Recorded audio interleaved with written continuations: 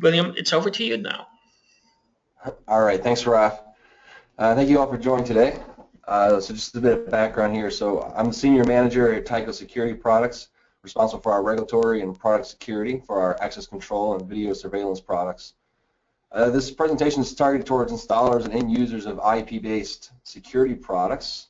These products are getting more attention from security and IT professionals, and it's important to understand and be prepared to handle issues that might arise. I'm going to show you a little bit of why security products are getting the attention in the field of cybersecurity, and then give you some information to help you with your own cybersecurity program.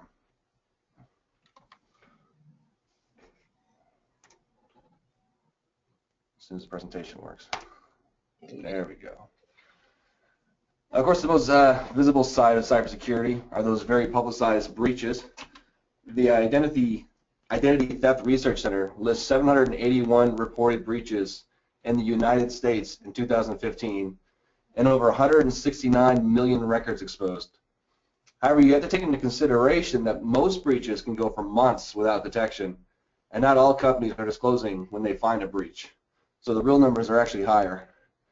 In fact, the record count in this report only includes confirmed records exposed.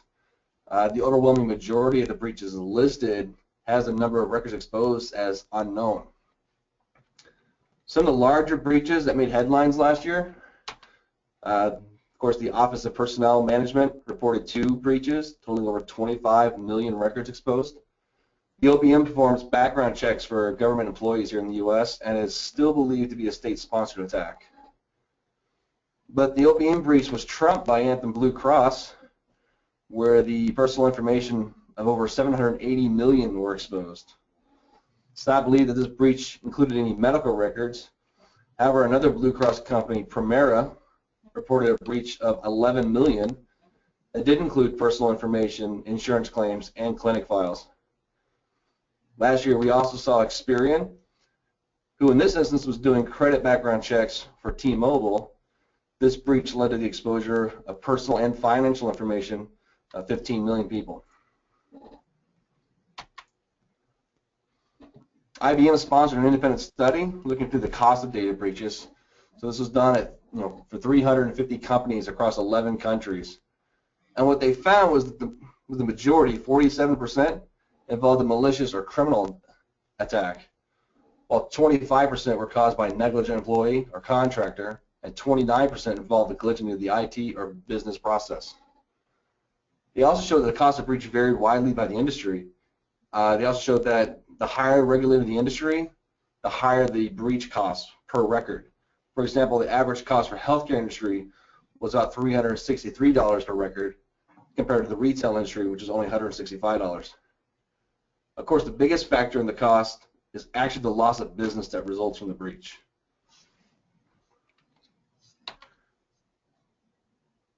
Now, one of the costs from that study that's missing, however, are the regulatory fees. And part of that is due to the regulatory agencies still defining their roles. As we've seen in the United States, both the Federal Trade Commission and the Securities Exchange Commission are both starting to exercise authority in the field of cybersecurity. Both organizations have been involved with lawsuits against businesses involved in data breaches. And while the legal and regulatory requirements are still being decided in Congress, the courts have agreed that at least certain issues fall within the mandates of these organizations. So some businesses, in order to avoid legal fees, have actually settled out of court with these agencies. The European Union is also starting to take initiative in the regulation of cybersecurity and have begun work on the Network and Information Security Directive. Included in that directive are requirements for operators of essential services to take appropriate security measures and report incidents to the national authorities. So the future is looking to have more regulatory authorities, both enforcing requirements on the installation, but also reporting requirements and penalties.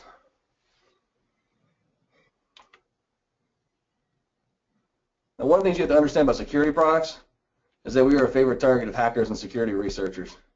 The simple architecture of most devices makes them good candidates for research, and like many IoT and industrial control devices, they're often left exposed and rarely updated. But because these devices are used in the home, protecting businesses, government facilities, and critical infrastructure sites, there's an obligation to disclose any vulnerability they find to help protect those sites.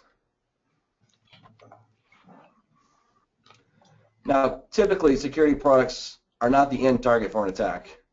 Cyber criminals are in it for the money, state-sponsored attacks want to cause damage or steal information, and the hacktivists are trying to make a statement. So even if a malicious person could play with your locks or watch your video feeds, it usually gets pretty boring for them pretty quickly. Besides, they probably have better things to legally download and watch. So what the attacker really wants to do is get to something useful, something valuable, and security products can provide access. So we'll start with your typical corporate network, some workstations, video recorder, and some cameras. And we have a hacker out here, and he found a vulnerable camera. I'll show you how later. From the camera, he finds a path to the recorder. He then uses that as a pivot point to access the workstations and creates a back door. So he can come back later and take his time. He then uses that point to explore the rest of the network, stealing information that's valuable, like a credit card or personal information, to sell later, and cause any other damage he wants. Perhaps download the company store email or deface the corporate website. One of the more profitable schemes attackers are using today is ransomware, where the attacker will encrypt the data on the machine. Usually they leave a ransom note on how to transfer money to the attacker's Bitcoin account. When the ransom is paid, the attacker sends the decryption software and keys. Ransomware has become so prevalent and advanced that the FBI admits they typically advise victims just to pay the ransom. Now this is just a model, but it's a representation of what is believed to have happened in 2008 at a pipeline in Turkey. The pipeline exploded, but despite having sensors along the entire length of the pipe, the monitoring station did not know about the explosion for about 40 minutes when a security guard saw the flames. It's believed the attackers used a vulnerable security camera to access the network. They found a vulnerable computer on the alarm network and installed the back door. They took their time, gained access to other computers, and eventually disabled the communications and alarms, and even deleted surveillance video for setting off a series of commands that super pressurized the oil in the pipeline that caused the explosion. Now, the number one vulnerability in security products, or most products deployed in the field, is actually just the lack of secure passwords. Either the manufacturer supplied credentials have not been changed, or a login password was never set. And just in case you thought you could survive by security through obscurity, here you can find all the default credentials for almost every manufacturer. IPVM does a good job following cybersecurity trends and security products, and some other good resources as well. You'll see that most vendors use the admin as default, but there are some vendors with no default credentials. However, one of the more interesting items on this page is a survey, the results of the survey at the bottom. IPVM asked, in production deployments, how often do you use default passwords? And according to the poll, about 43% will leave the default credentials after installation. So if you don't have a password set, there should be no doubt in your mind your device will be exposed. This is insecam.org, which is a directory of surveillance cameras with no password. And don't be surprised if your IT department blocks this site. It often gets flagged under the hacking category. But if you are able to access it, you'll find video feeds from all sorts of cameras, including retail stores, museums, office buildings, industrial sites, traffic cams. This looks like a video quality lab. All these cameras are publicly accessible and have not had any login credentials set, so anyone can access the camera and view the video feed. Insecam just puts them in a convenient, searchable location.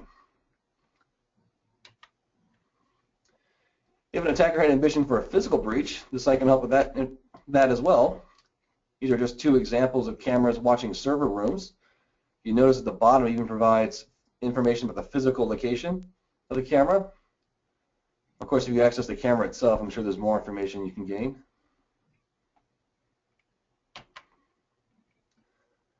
The search engines most of us use, like Google, Yahoo, Bing, etc., send out agents to collect metadata about the websites. Shodan.io, what you're seeing there, is similar, but instead of searching website, it actually collects information on devices. I'm going to use it here to do a quick demonstration. So the site opens up. I'll give you some information, some ways that you can use the site to help your own security. And I advise that you check this out. It's got some good resources on how you can use it. So what we're going to do is we're going to go up to the search engine bar at the top, and we're going to type access in because there's a lot of access cameras, so it makes there a good demonstration. And we're going to hit search. And the result page pops up.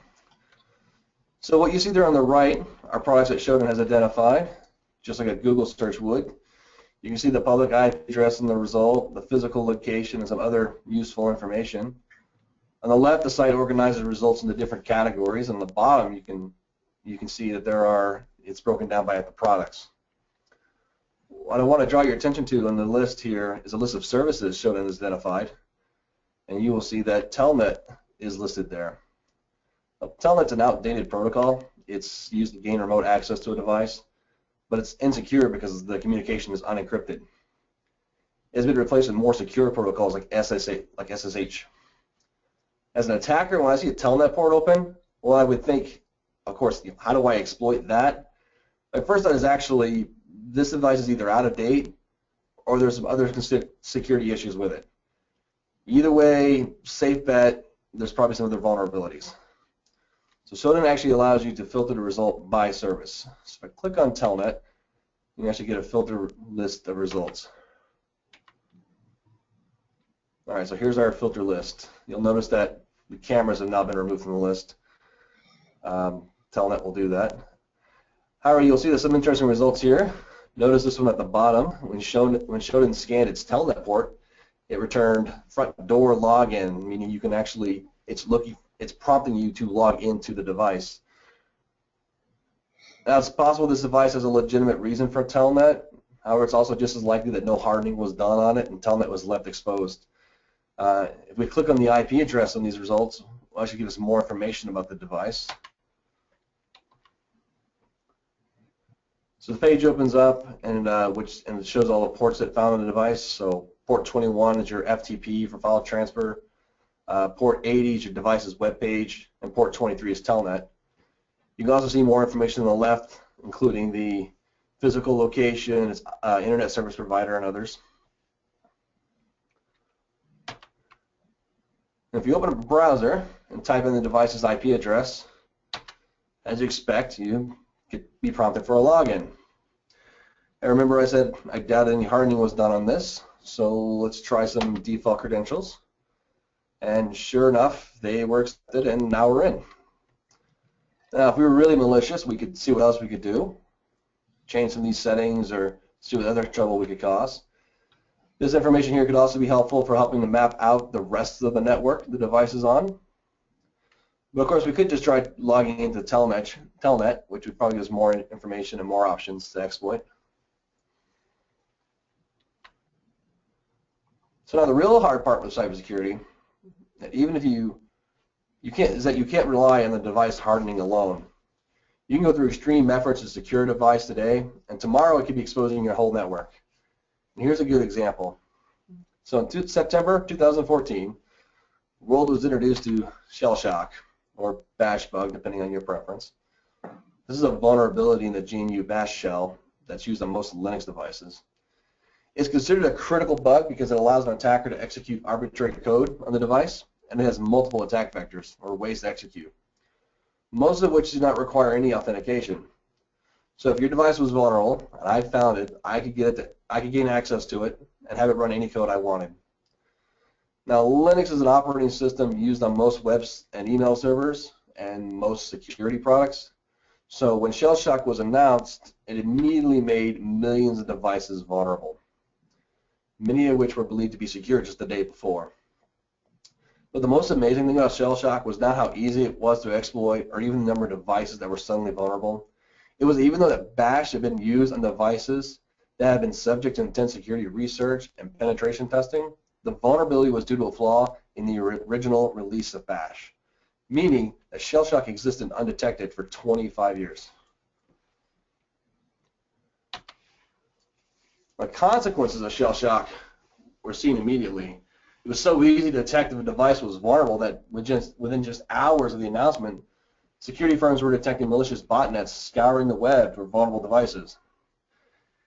In fact, 630,000 different scans were detected in just the first 2 weeks. And at one point, the rate was up to almost 2,000 attacks an hour. Now this was a critical vulnerability, and of course IT and security professionals were scrambling to patch every device on their network.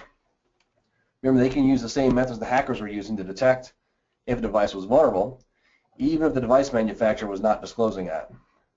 So many of these organizations started issuing threats to device manufacturers. Fix your device or it's off our network. So consider the impact to you if that device is one of your video recorders or access control panels. The only alternative to patching was either to disable it or remove it. So with all of that considered, what are some of your best practices that you can use in your own cybersecurity program? There's a lot of resources out there you can use, but a good start is the critical security controls from the Center for Internet Security. This is a free and comprehensive list of controls to help best ensure best practice in securing any network. While all of these controls may not be applicable to your organization or network, they are designed to be part of a risk management assessment. So difficulty and cost of implementing each control versus the risk involved. It's a good place to start to review the security of any network. I'm going to break down and explain how some of these controls apply to security products. Before I do, let's do a quick introduction to product security. So cybersecurity or network security is that visible IT field we're all familiar with. It deals with protecting the information system from theft or corruption. It's the general responsibility of the IT or InfoSec teams. So when you think about your corporate firewall or VPN or email security, that's the cybersecurity. In contrast, product security ensures the products themselves remain dependable in the face of malice or error and focuses on the design process and maintenance of the products. It's the responsibility of the device manufacturer to ensure that products can be installed in a secure manner and not compromise the security of the network. It's important to keep in mind that if the products are not secure, neither is your network. So with that in mind, it's important to ensure you are selecting products that have been developed with security in mind. And there are some simple questions you can ask a manufacturer about their product security. Start by asking the obvious. Do you even have a cybersecurity or product security program? Of course, don't let them get away with a simple yes/no here. It's a simple question, but the most important is their response. So first, did you catch them off guard with that question? If they truly have an established program, they should be able to respond quickly, perhaps even with a prepared response. Second, do they have a dedicated staff for cybersecurity, or do they rely on their engineers? There are benefits of both. A dedicated team may not be as familiar with the products as the design engineers, actually writing the software, but the design engineers already have a full-time job.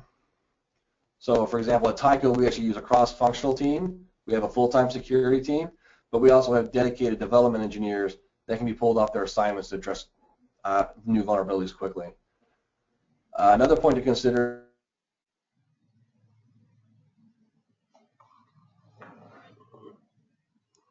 any other resource you can see to judge how good the program is.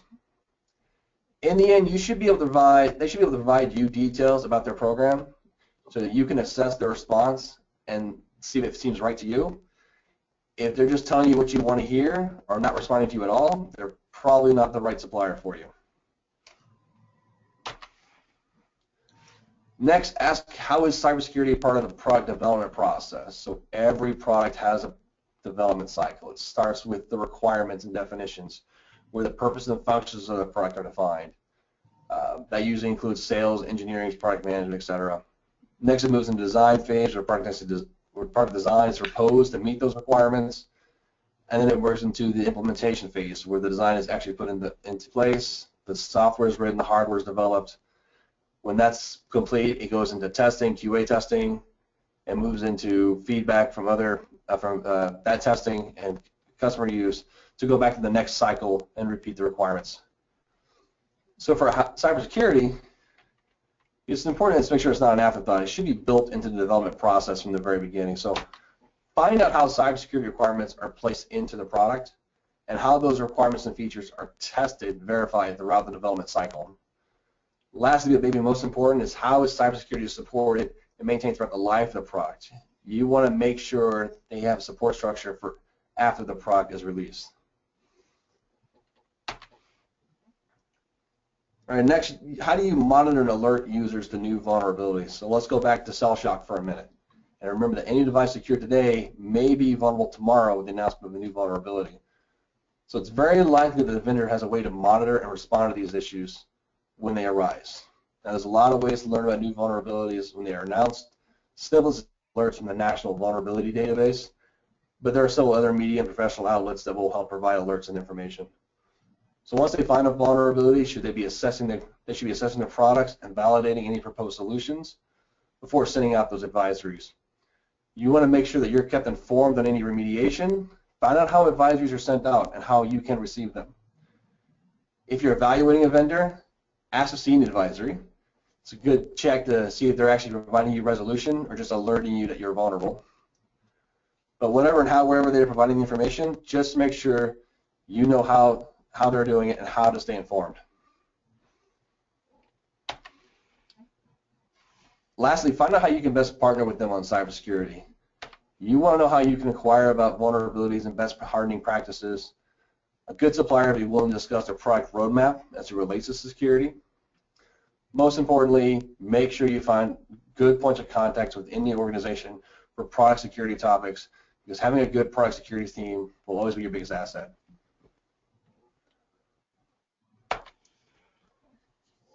So back to our security controls.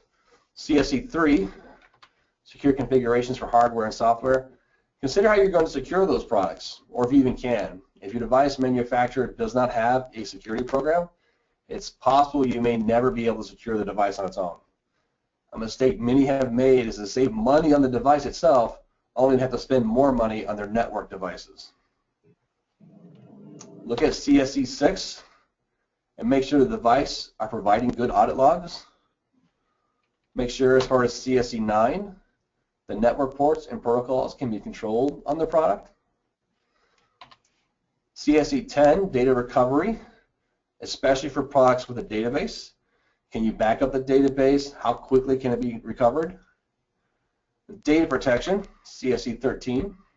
How good is the encryption? Are the products using encrypted communications?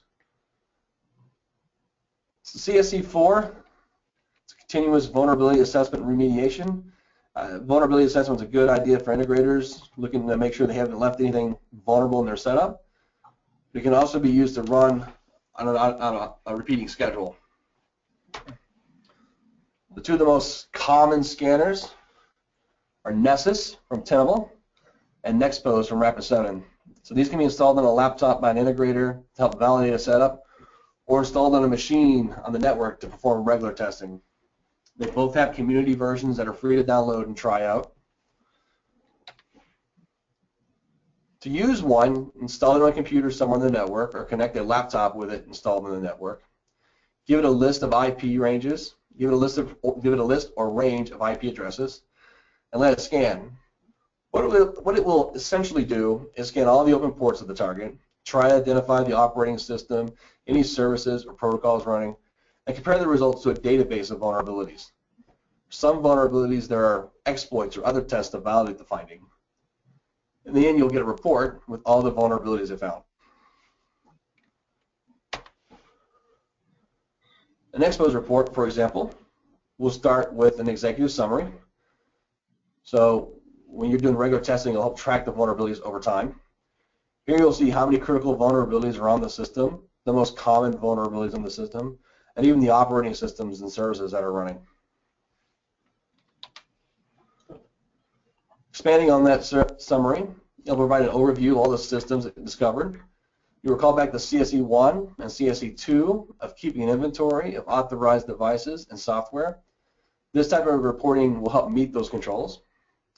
And of course, if you're scanning a range of IP addresses and something unfamiliar appears, you will know to investigate further. When a vulnerability is found, it'll provide a description of the vulnerability and where it was located. It will also usually provide links for additional information. They'll propose solutions as well. Typically, it's a patch or update to the affected software. It's here also you'll see what triggered the vulnerability finding. You can see in this example the vulnerability was reported because it identified a version of Apache that was being used. The database had a known vulnerability for that version. What you'll see sometimes are the more technical. For example, if it detects HTTPS is running, the scanner will try to establish an SSL version 3 connection. If it's successful, the scanner will report the device is vulnerable to the Poodle vulnerability and show in the report that an SSL version 3 connection was established. This is also a good place to keep an eye out for false positives. One common false positive we see is the scanner is looking for a particular response to a probe it sends out. If it does not receive that response it expected from a patched system, it will report the vulnerability, and you'll see that lack of response here. However, it's possible that the software was not patched because it was never vulnerable in the first place. Now, any vulnerability found should be considered against the risk. The scanners will return vulnerabilities that may not be considered acceptable, may return vulnerabilities that are considered acceptable for the application. For example, Nessus is really good at fingerprinting operating systems and services, but it reports that information back as information vulnerabilities. For these, most people will agree that the effort required to hide that information is far greater than the risk.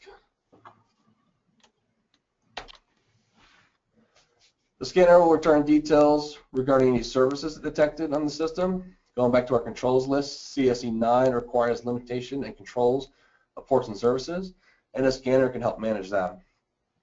A good thing to look out for here as well are any services you may not be aware of. I've seen more than one device with Telnet or some other remote service active with no reference to it in the product's configuration or documentation.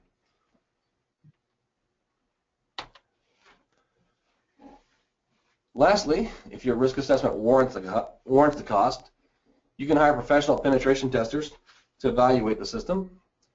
Depending on the scope, they will test anything from the building's physical security to an isolated network to a particular device or application. Few things to consider when engaging a pen test service. First, make sure you're hiring professionals. It's easy to get blinded by a low price tag, but some testers are selling essentially an enhanced vulnerability scan. So make sure you find an established firm with credentialed staff. Look for things like CEH, which is the Certified Ethical Hacker. Second, the complexity and size of the system will be the biggest factor affecting price. The greater the number and variation of products and the complexity of devices, such as databases and web applications, will all affect the time and skill needed to navigate the network and thus increase the time required. However, those same factors also increase the total risk of exposure, so the high cost might be warranted. Third, consider the methodology. Is this going to be an off-site test to test the system's vulnerability to remote attacks, or is an on-site assessment required? If you're concerned about insider threats, for example, then an on-site assessment is necessary. Think about how much information you want to disclose as well. The testers will find more vulnerabilities if you give them a lot of information. However, there are benefits to restricting their knowledge so that only what they can find on their own. And lastly, remediation. Reputable testers will offer solutions to fix any vulnerabilities they find, and most will even include the retesting in their pricing. So with all that, we're done. Okay. Thank you very much, William, for this presentation. Every time I hear you speaking, and somehow, yes, surprised, but actually more shocked to see how vulnerable actually a security system can be if you don't close all the gates. But I think it's an important message here is that we don't avoid discussion about that. We have to speak. We will inform our customers. We will inform our colleagues. So that we can show our customers that the security system is not only the equipment itself. We will take care of that. It's also about architecture, the installation, and closing all the gates so that your security system doesn't have the chance to be hacked. So thank you very much for this presentation. Thank you all the people for attending this webinar, for taking time from your busy schedules.